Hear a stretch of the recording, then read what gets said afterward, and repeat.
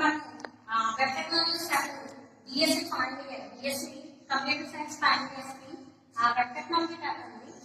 ఈ web technology tab అనేది ఏంటి అంటే కనుక మనకి వెబ్ పేజ్ క్రియేటింగ్ కి సంబంధించిన పేపర్ అన్నమాట ఇది. ఇక్కడ చూస్తే కనుక ఈ వెబ్ టెక్నాలజీ ట్యాబ్ అనేది చూస్తే కనుక మనకి ఇదేంటి వెబ్ పేజ్ ని క్రియేట్ చేసే వెబ్ కోడింగ్. ఈ వెబ్ టెక్నాలజీ ట్యాబ్ లో మనకి థర్డ్ ఇయర్ జావా స్క్రిప్ట్ గురించి మనం ఇక్కడ చూద్దాం. జావా స్క్రిప్ట్ అంటే ఏంటి అంటే కనుక చూస్తే కనుక ఇది Java script is very much similar to A programming language. అంటే ఇది కూడా ప్రోగ్రామింగ్ లాంగ్వేజ్ అనమాట. కాకపోతే ఏంటంటే ఒక వెబ్ పేజ్ కి సంబంధించిన కోడింగ్ అంతా కూడా ఇక్కడ మనం జావా స్క్రిప్ట్ ద్వారా రాస్తాం. అంటే జావా స్క్రిప్ట్ అంటే ప్రోగ్రామింగ్ కి సంబంధించిన వెబ్ కోడింగ్ అంతా కూడా మనము ఇక్కడ జావా స్క్రిప్ట్ అనే దాంట్లో రాస్తాం అండి. ఇదంతా కూడా జావాలో మనకు వచ్చే ఏవైతే ఉన్నాయో టాపిక్స్ అన్ని కూడా మనకి ఇక్కడ ప్రోగ్రామింగ్ రూపంలో మనకి ఇవ్వడం జరుగుతుంది. ఇక్కడ ఇది జావా స్క్రిప్ట్ అనేది ఏంటి అంటే కనుక ప్లాట్ఫామ్ ఇండిపెండెంట్ లాంగ్వేజ్ అండి. ప్లాట్ఫామ్ ఇండిపెండెంట్ లాంగ్వేజ్ అంటే ఏంటి? ప్లాట్ఫామ్ మీద ఆధారపడకుండా ఉండే లాంగ్వేజ్. ప్రీవియస్ క్లాస్ లో నేను చెప్పాను మీకు ప్లాట్ఫామ్ ఇండిపెండెంట్ లాంగ్వేజ్ అంటే ప్లాట్ఫామ్ మీద ఆధారపడకుండా ఉండేది. ఎందుకంటే కనుక ఇది వెబ్ కోడింగ్ కాబట్టి జావా స్క్రిప్ట్ అనేది ప్లాట్ఫామ్ ఇండిపెండెంట్ లాంగ్వేజ్ అంటే మనం ఎవ్రీవేర్ ఎక్కడైనా సరే మనం రన్ చేసుకోవచ్చు మనం, ఎందుకంటే ప్లాట్ఫామ్ ఇండిపెండెంట్ లాంగ్వేజ్ కాబట్టి. ఇక Java script is used for client side programming. అంటే కనుక ఇక్కడ చూస్తే కనుక ఒక వెబ్సైట్ లో ప్రోగ్రామింగ్ కోడింగ్ ఉంది, ఒక వెబ్సైట్ రూపంలో ఒక వెబ్ పేజ్ రూపంలో క్రియేట్ చేయడానికి మనకి ఈ వెబ్ టెక్నాలజీలో జావా స్క్రిప్ట్ అనేది టాపిక్ అనేది ఉందన్నమాట. ఇప్పుడు దీనికి సంబంధించి మనం ఒక చిన్న వెబ్ పేజ్ ని క్రియేట్ చేయడానికి ఇక్కడ మనం ఒక కోడింగ్ అనేది చేద్దాం. ఒక శాంపుల్ ప్రోగ్రామ్ అనేది చూద్దాం. ఇది ఏంటంటే ఫస్ట్ జావా స్క్రిప్ట్ ప్రోగ్రామ్ అనేది ఇక్కడ ఒక మెసేజ్ అనేది డిస్ప్లే అవుతుంది. అనేది ఒక వెబ్ పేజ్ లో మెసేజ్ డిస్ప్లే అవ్వడం జావా స్క్రిప్ట్ ఉపయోగించి ప్రోగ్రామ్ రాయడం చేద్దాం. ఇక్కడ ఏంటంటే కనుక మనకి ప్రతిదీ కూడా ట్యాగ్ రూపంలో రాస్తాం. ఈ వెబ్ టెక్నాలజీ అనేది ప్రీవియస్ యూనిట్స్ కి సంబంధించిన వీడియోస్ చూస్తే మీకు అర్థమవుతుంది. ఏంటంటే కనుక ఇక్కడ ప్రతిదీ ట్యాగ్ లో రాస్తాము.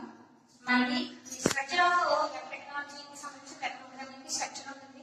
దానికి సంబంధించి ప్రతిదీ ట్యాగ్ ఉంటుంది. ఇక్కడ HTML ట్యాగ్ ఉంది కదా, దీనికి ఇలా రాస్తే దీన్ని ఓపెన్ అంటాము, ఇలా క్లోజ్ అంటే దీన్ని క్లోజింగ్ ట్యాగ్ అంటాము.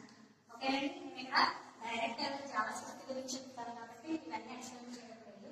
ఇక్కడ HTML ట్యాగ్, HTML లో హెడ్ సెక్షన్ లో టైప్ రాస్తున్నాను.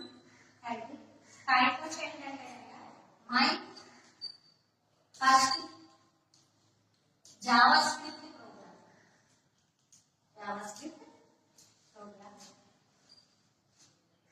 అంటే హెడ్ లో టైప్ రాస్తాం అంటే వెబ్ పేజ్ ని టైప్ చేస్తామండి.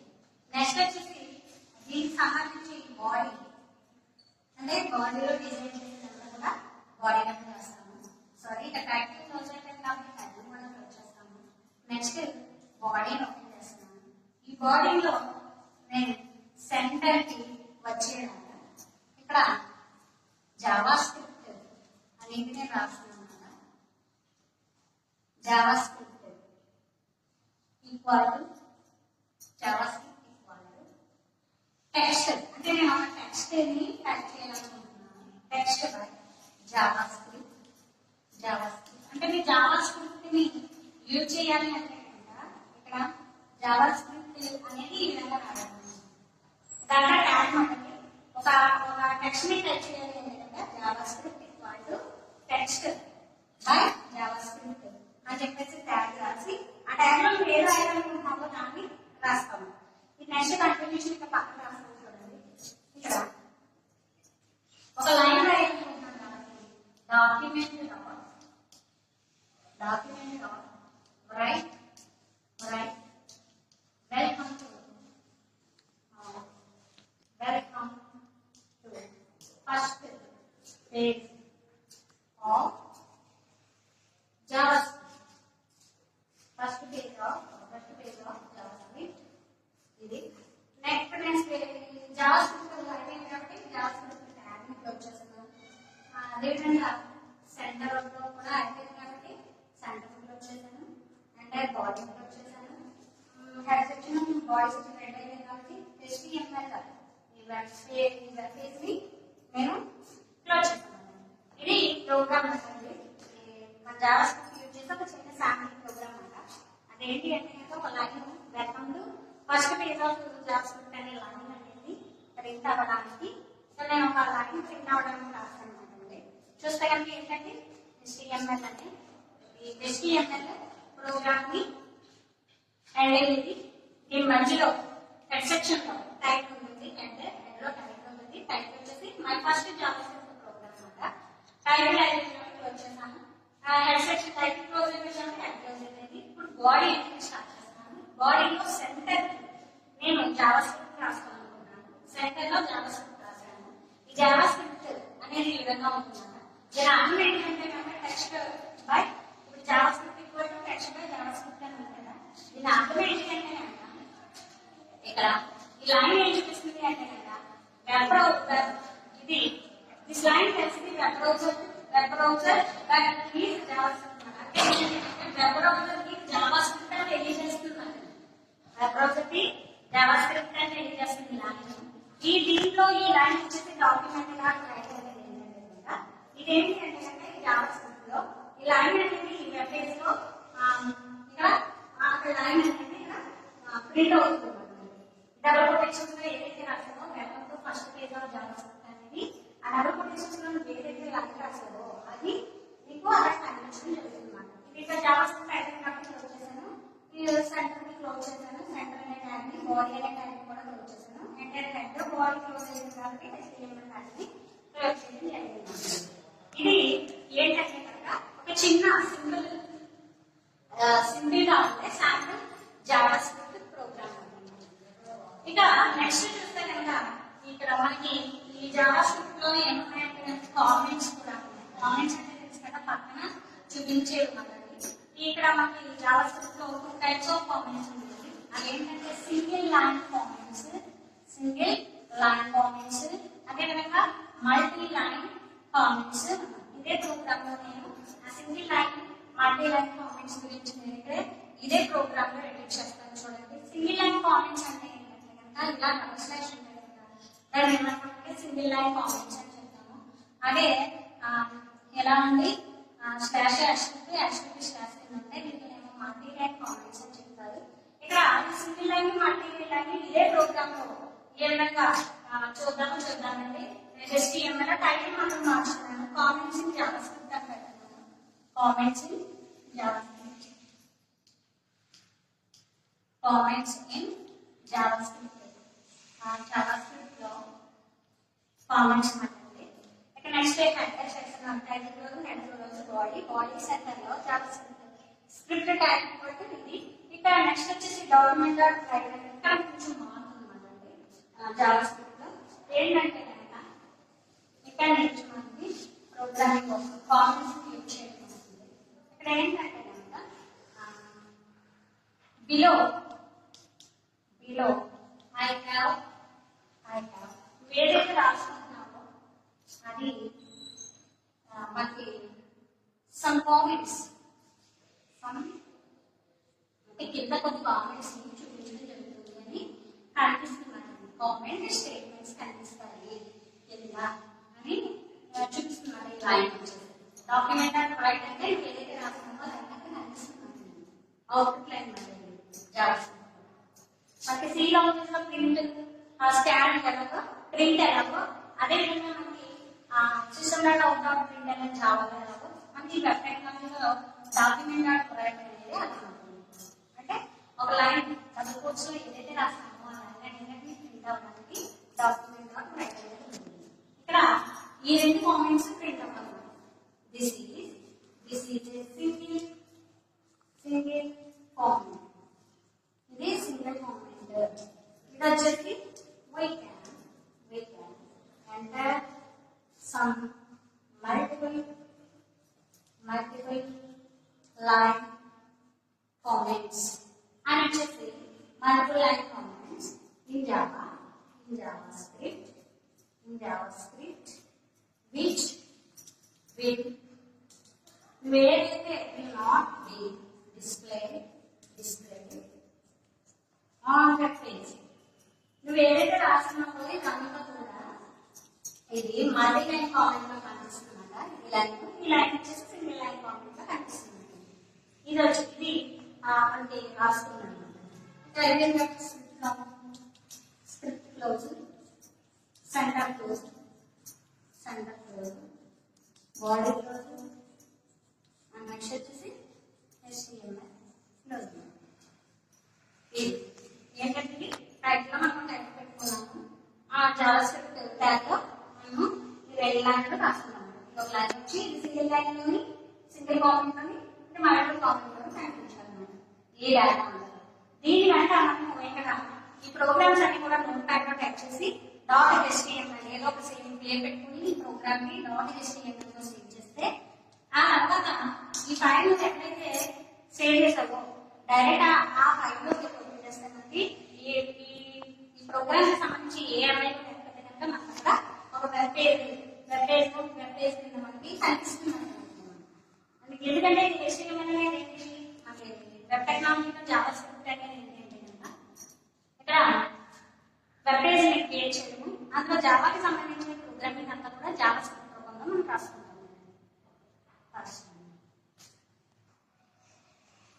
ఇప్పుడు మనము కొంచెం వేరియబుల్స్ గురించి చెప్పుకుంటూ పేజెస్ కి సంబంధించిన మనం ప్రోగ్రామ్ ని కొంచెం ఎక్స్ప్లెయిన్ చేసుకుందాం. అప్పుడు మీకు జావాస్క్రిప్ట్ అనేది బాగా అర్థమవుతుంది.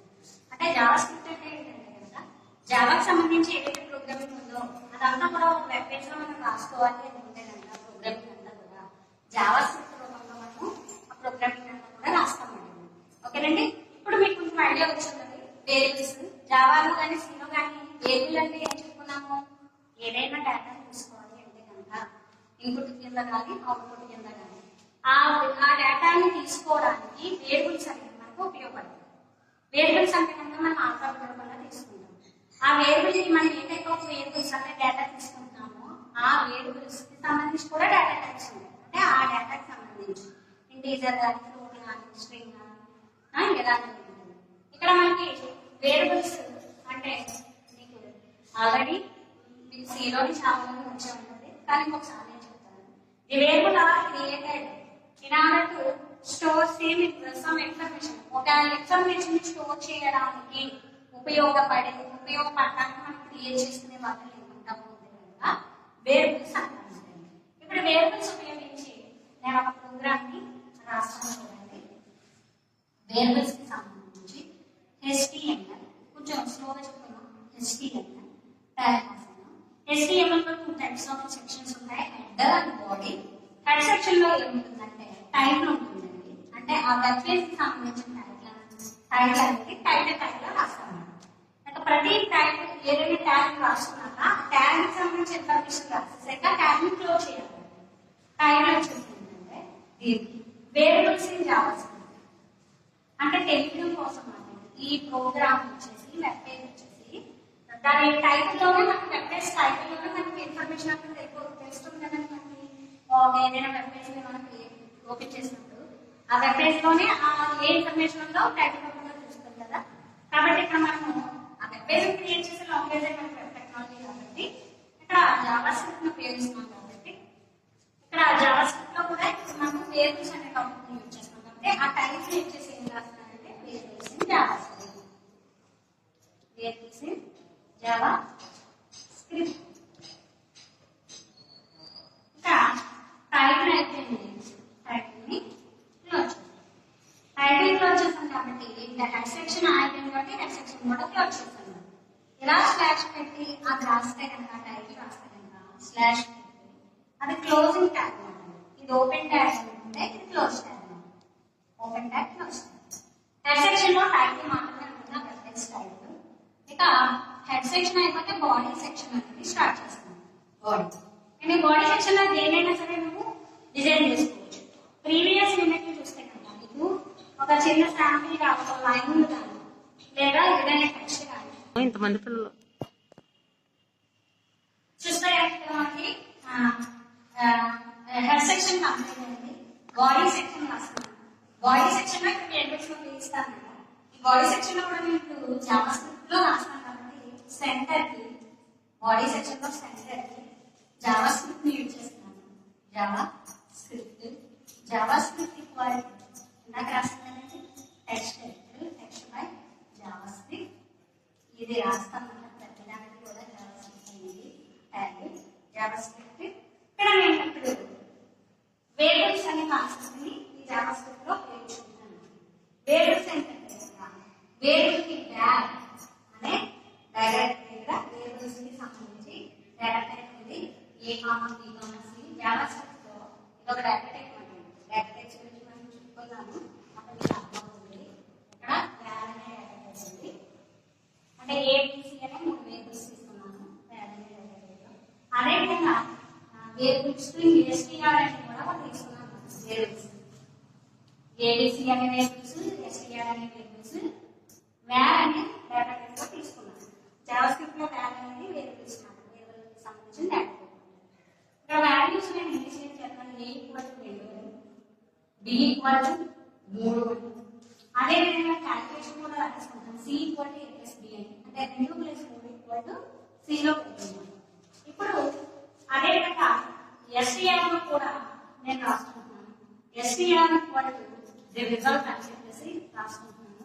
ది రిజల్ట్ ఈక్వల్ టు అని STR లో తీసుకున్నాను. ఇప్పుడు అంతా ఇక్కడే రాసుకుంటాను. ABC అని తీసుకున్నాను. C equal to plus b అని రాశాను. A equal to b equal to 3 అని తీసుకుని నెక్స్ట్ మనం యాక్చువల్ చేస్తానండి. STR equal to the result అని రాశాను. ఇప్పుడు ఏంటి అంటే కనుక ఆ నెక్స్ట్ ఇక్కడ రాస్తున్నాను. ఇక్కడ ఏంటి అంటే కనుక డాక్యుమెంట్ నేను ప్రింట్ చేసుకోవాలనుకుంటున్నాను. ఏంటంటే కనుక డాక్యుమెంట్ డాట్ రైట్ ఏంటంటే ఒక లైన్ ప్రింట్ చేయాలనుకుంటున్నాను. performing addition of 2 and 3 plus 2 and 3 plus br అంటే నెక్స్ట్ లైన్ అండి. నెక్స్ట్ లైన్ క్యాష్ లో చూస్తే కనుక br అంటే నెక్స్ట్ లైన్ లోకి వస్తుంది అన్నమాట. ఇది అయిన తర్వాత మనకి ఇక్కడ అవుట్పుట్ ఎలా వస్తుంది? performing addition of 2 and 3 plus అని వస్తుంది మనకి. ఆ నెక్స్ట్ లైన్ లోకి వస్తుంది. ఆ నెక్స్ట్ లైన్ వచ్చేసి డాక్యుమెంట్ డాట్ రైట్ STR లో ఏముంది? రిజల్ట్ అనేది ఉంది కదా. రిజల్ట్ వచ్చేసి ఆ నెక్స్ట్ వచ్చేసి డాక్యుమెంట్ డాట్ రైట్. ఇక్కడ మనకి రిజల్ట్ ఎక్కడ ఉందండి? C లో ఉంది. C equal to a plus b కాబట్టి ఇక్కడ మనకి 3 లైన్లు ప్రింట్ అవుతాయి అన్నమాట. పెర్ఫార్మింగ్ అటెన్షన్ ఆఫ్ 2 and 3 నేను అవుట్పుట్ కూడా ఎక్స్ప్లెయిన్ చేస్తాను. నెక్స్ట్ లైన్ లో ద రిజల్ట్ అది వచ్చేసి C లో ఏదైతే రిజల్ట్ ఉందో ఆ రిజల్ట్ అనేది మనకి అక్కడ ప్రింట్ అవుతుంది. ఇలా అయిన తర్వాత మొత్తం కోడింగ్ అయిపోయింది కాబట్టి స్క్రిప్ట్ అనేది నేను ట్యాగ్ క్లోజ్ చేస్తున్నాను. జావా స్క్రిప్ట్ ట్యాగ్ క్లోజ్ చేస్తున్నాను. సెంటర్ అనే ట్యాగ్ కూడా క్లోజ్ చేస్తున్నాను. నెక్స్ట్ బాడీ అనే ట్యాగ్ క్లోజ్ చేస్తున్నాను. అంటే హెడ్ సెక్షన్ బాడీ సెక్షన్ రెండు క్లోజ్ అయిపోయింది కాబట్టి డైరెక్ట్ HTML క్లోజ్ అయింది. HTML close. ఓకేనండి. ఒకసారి చూడండి. ఇక్కడ చూస్తే కనుక హెడ్ సెక్షన్ లో HTML లో హెడ్ సెక్షన్ లో టైప్ రాశాను. వేరియబుల్స్ ని ఉపయోగించే జావా స్క్రిప్ట్ లో కాబట్టి అక్కడ రాస్తున్నాను. వేరియబుల్ ఇన్ జావా స్క్రిప్ట్ అని చెప్పేసి టైటిల్ అయింది. క్లోజ్ చేశాను. హెడ్ సెక్షన్ క్లోజ్ అయింది. బాడీ సెక్షన్ ఎంటర్ చేశాను. స్టార్ట్ చేయాలి. బాడీ సెక్షన్ అనేది స్టార్ట్ అయింది. బాడీలో సెంటర్ కి రాసుకుంటున్నాను కాబట్టి సెంటర్ ట్యాగ్ రాశాను. జావా స్క్రిప్ట్ ని యూజ్ చేస్తున్నాను కాబట్టి జావా స్క్రిప్ట్ ట్యాగ్ రాస్తున్నాను. జావా స్క్రిప్ట్ లో నేను ఏం రాస్తున్నానంటే కనుక జావా స్క్రిప్ట్ లో వేరియబుల్స్ తీసుకుంటున్నాను. ఏంటంటే ABC అనే 3 వేరియబుల్స్, STR అనే 2 వేరియబుల్స్ తీసుకున్నాను. ఇప్పుడు A ఈక్వల్ టు 2 అని B ఈక్వల్ టు 3 అని డిస్ప్లే చేసుకున్నాను. అదేవిధంగా C equal to A plus B, C లో A ప్లస్ B వాల్యూని పెట్టాను. ఇప్పుడు ఏం చేస్తున్నానంటే అదేవిధంగా STR లో రిజల్ట్ అనేది తీసుకున్నాను. ఓకేనండి. దాంట్లో మీకు అర్థమవుతుంది చూడండి. ABCకి A ఈక్వల్ టు B ముందు C equal to A plus B string లోకి వచ్చేసి రిజల్ట్ అనేది తీసుకున్నాను. ఇప్పుడు ఇవన్నీ కూడా నేను ప్రింట్ చేసుకుంటున్నాను కాబట్టి ప్రింట్ కి సంబంధించి జావా స్క్రిప్ట్ ఏంటంటే document dot write performing addition of 2 and 3 అని రాస్తున్నాను. BR అని రాస్తున్నాను అంటే నెక్స్ట్ లైన్ లోకి రావాలి. నెక్స్ట్ లైన్ లో STR లో ఏముందో దాన్ని ప్రింట్ చేసుకుంటాను. ఏముంది? The result. ఆ నెక్స్ట్ లైన్ లో C ప్రింట్ చేసుకుంటాను. C లో ఏముంది? రిజల్ట్ వాల్యూ ఉంది. రిజల్ట్ లైన్ ఉంది, రిజల్ట్ లైన్ ఉంది, సిలో వాల్యూ ఉంది. ఇంకా నెక్స్ట్ ఈ జావాస్క్రిప్ట్ సంబంధించి మొత్తం అయిపోయింది కాబట్టి క్లోజ్ చేశాను. ఇది క్లోజ్ అయిపోయింది కాబట్టి సెంటర్ క్లోజ్ అయింది, సెంటర్ క్లోజ్ అయిపోయింది కాబట్టి బాడీ క్లోజ్ అయింది, బాడీ క్లోజ్ అయిపోయింది కాబట్టి ఇక్కడ సెక్షన్ బాడీ సెక్షన్ రెండు క్లోజ్ అయిపోయింది కాబట్టి HTML డాక్యుమెంట్ అనేది క్లోజ్ అయింది. ఇలా మనము ఈ ప్రోగ్రామ్ ని రాసుకుని నోట్ ప్యాడ్ లో ఈ ప్రోగ్రామ్ అంతటిని రాసుకుని దీన్ని ఈ వేరియబుల్స్ కాబట్టి వేరియబుల్ ఏదో ఒక లొకేషన్ లో ఏదో ఒక ట్రైన్ లో మనము వేరియబుల్ డాట్ HTML అనే ఎక్స్టెన్షన్ తో సేవ్ చేసి పెట్టుకుంటాం. వేరియబుల్ డాట్ HTML అనే ఎక్స్టెన్షన్ తో ఈ ప్రోగ్రామ్ అనేది సేవ్ చేసి పెట్టుకుంటాను. నేను ఏదో ఒక ప్రోగ్రామ్ గాను రెండు ప్రోగ్రామ్ కానీ నెక్స్ట్ వీడియోలో చేసి చూపిస్తాను లేదు. వేరియబుల్ డాట్ HTML అని సేవ్ చేసి పెట్టుకుంటాము. సేవ్ చేసి పెట్టుకున్న తర్వాత ఈ ప్రోగ్రామ్ ని ఎక్కడైతే ఏదైతే నువ్వు సేవ్ చేసి పెట్టావో ఆ సేవ్ చేసిన దాన్ని ఓపెన్ చేస్తే ఈ ప్రోగ్రామ్ కి సంబంధించి ఏ ఎర్రర్స్ లేకపోతే కనుక డైరెక్ట్ రిజల్ట్ అనేది కనిపిస్తుంది. ఒకవేళ ఏమంటే ఏది ఎర్రర్స్ ఉంటాయి కనుక ఏమవుతుందంటే అవుట్పుట్ రాదు. అప్పుడు ఒకసారి మనం మళ్ళీ ప్రోగ్రామ్ ని చెక్ చేసుకుని మళ్ళీ సేవ్ చేసుకోవాలి, లేదంటే రిజల్ట్ వస్తుంది. ఇక్కడ చూస్తే కనుక దీని అవుట్పుట్ చూద్దాము ఎలా ఉంటుందంటే వెబ్ పేజీ ఏంటి ఏం రాసాము వేరియబుల్స్ ఏం జావాస్క్రిప్ట్ అనే పేరు రాసాము టైప్ అన్నమాట వెబ్ పేజ్ టైప్. ఇప్పుడు ఇందులో మనకి జావాస్క్రిప్ట్ ఏమొస్తుందండి జావాస్క్రిప్ట్ మనం ఏం రాసుకున్నాము ఇక్కడ పెర్ఫార్మింగ్ ఎడిషన్ సెంటర్ కదా, సెంటర్ పెట్టుకున్నాం కదా, center performing addition of 2 and 3 plus అని వచ్చేసి ఆ నెక్స్ట్ లైన్ ఏంటి STR లో ఏముంది ద రిజల్ట్ అనేది ఆ నెక్స్ట్ లైన్ ఏముంది సిలో ఏముంది 2 + 3 అంటే ఎంత 5 ఉంది. ఓకేనండి, ఇది మాట మన ఈ ప్రోగ్రామ్ సంబంధించిన అవుట్పుట్ అన్నమాట ఇది. ఓకే స్టూడెంట్స్, నెక్స్ట్ క్లాస్ లో మనం ఒక ప్రోగ్రామ్ ని మన సిస్టమ్ లోని టైప్ చేసి ఎగ్జిక్యూషన్ చూసి అవుట్పుట్ ఎలా వస్తుంది